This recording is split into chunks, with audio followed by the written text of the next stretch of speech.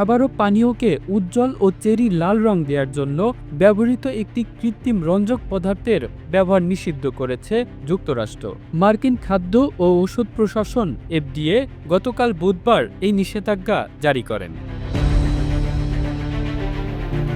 রঞ্জকটি red নম্বর 3 বা red die 3 নামে পরিচিত।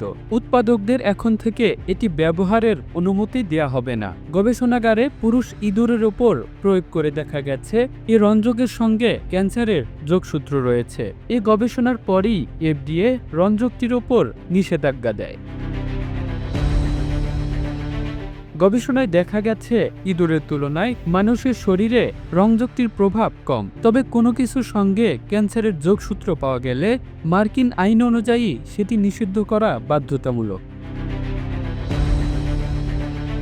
FDA দেয়া তথ্য মতে এই রঞ্জক প্রাথমিকভাবে ক্যান্ডি, কেক, বিস্কুট, হিমায়িত মিষ্টান্ন, ফ্রস্টিং সহ কিছু ওষুধ তৈরির ক্ষেত্রে ব্যবহার করা হয়। 2022 সালে centre for science in the public interest সহ কয়েকটি গোষ্ঠীর একটি আবেদনের ফলশ্রুতিতে এই নিষেধাজ্ঞা দেয়া হয়। গোষ্ঠীগুলোর অভিযোগ ছিল রঞ্জকটির সঙ্গে ক্যান্সারের যোগসূত্র থাকায় মার্কিন ভোক্তাদের, বিশেষ করে শিশুদের মধ্যে এটির ব্যাপক ব্যবহার বন্ধে রঞ্জকটি নিষিদ্ধ করা উচিত।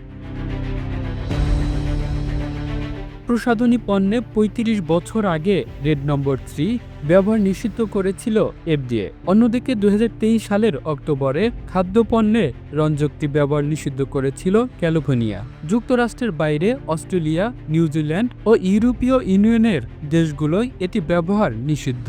Centre for science in the public interest বলেছে FDA রঞ্জকটির উপর নিষেধাজ্ঞা দিতে অনেক দেরি করেছে। লম্বা সময় ধরে এই নিষেধাজ্ঞার জন্য চাপ দিয়ে আসছিল যুক্তরাষ্ট্রের অলাভজনক ভোক্তা পরামর্শ গ্রুপটি। গতকাল এক বিবৃতিতে FDA president doctor Peter lory বলেন, লিপস্টিকে রেড 3 ব্যবহার বেআইনি ছিল, কিন্তু ক্যান্ডি আকারে শিশুদের খাবারে এটি ব্যবহার যথার্থভাবে বৈধ ছিল। FDA দীর্ঘদিনের এই বৈপরীত্যের অবসান ঘটাচ্ছে। খাদ্য উৎপাদকেরা নতুন করে তাদের পণ্য তৈরির উপায় খুঁজে বের করতে 2027 সালের জানুয়ারি পর্যন্ত রেড 3 ব্যবহার করতে পারবেন। ওষুধ উৎপাদকেরা এক্ষেত্রে অতিরিক্ত আরও 1 বছর অর্থাৎ 2028 সালের জানুয়ারি পর্যন্ত সময় পাবেন। FDA বলেছে যুক্তরাষ্ট্রে খাদ্য আমদানির ক্ষেত্রেও এই নিষেধাজ্ঞা মানতে হবে। কামরুল ইসলাম, এই ধরা, ইন্টারন্যাশনাল ডেস্ক।